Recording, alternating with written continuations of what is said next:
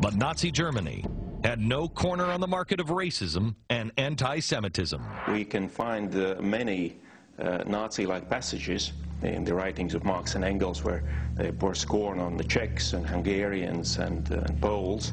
Marx didn't like Spanish, for example. He said that Spanish are degenerate and that Mexican are degenerated Spanish. Marx, we need to remember, was Jewish. He was a self-hating Jew. He rejected Judaism and all of the rest, but he was Jewish. And Hitler hated Jews. I mean, this is not a newsflash.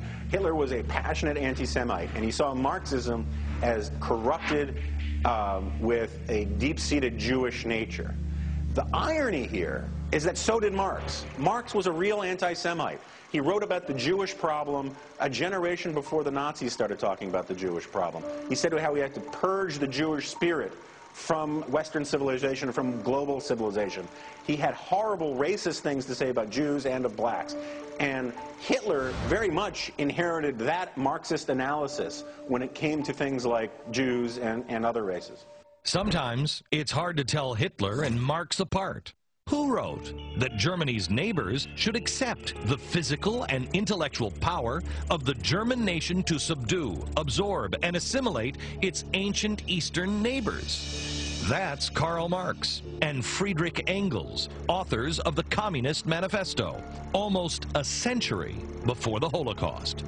Hitler's underlying admiration for Marxism was obvious. When I made the film, I was expecting actually that there will be similarities between Nazism and Soviet communism, but I was actually amazed to discover how similar were those posters, and the posters were so similar that as if one artist had drawn them.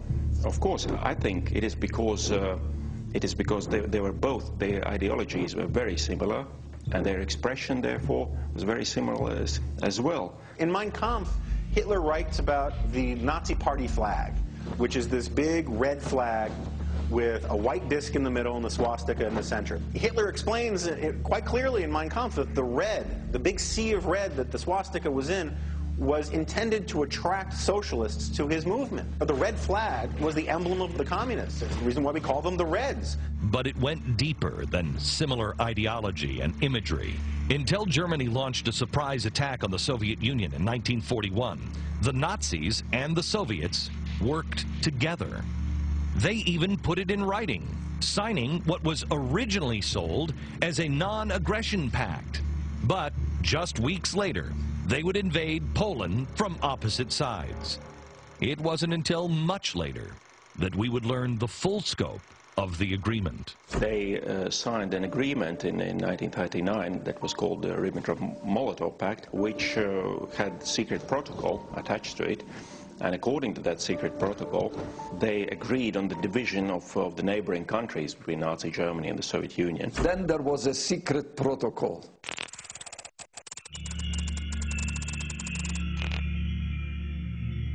Which essentially divided Europe into two spheres of influence between Hitler and Stalin. After all, it was not so difficult for them. Both of them were totalitarian regimes. They understood each other. The Soviets were delivering all kinds of raw materials to the Germans. It was not just theoretical friendship. An aspect of their collaboration was the mutual exchange of prisoners. Basically, German communists and Jews, they fled to the Soviet Union in order to be safe. The Soviet Union sent them back to the Gestapo. And many of them, of course, were killed there and perished in the Nazi concentration camps. But is this just a story of brutal iron-fisted dictators? Or something inherent in the philosophy?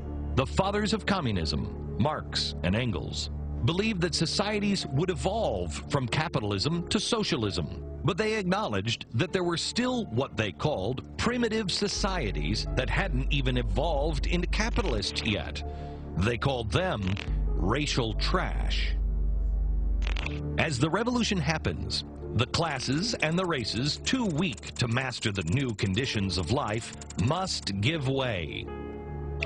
There was only one thing left for those too far behind in the process of societal evolution: The chief mission of all other races and peoples, large and small, is to perish in the revolutionary Holocaust. Up until the horrors of Hitler, prominent socialist supporters discussed these ideas out in the open. Nobel Prize winner, Fabian socialist, and prominent Soviet supporter, George Bernard Shaw. I don't want to punish anybody, but there are an extraordinary number of people whom I want to kill. I think it would be a good thing to make everybody come before a properly appointed board, just as he might come before the income tax commissioners, and say every 5 years or every 7 years, just put him there and say, sir or madam, now will you be kind enough to justify your existence?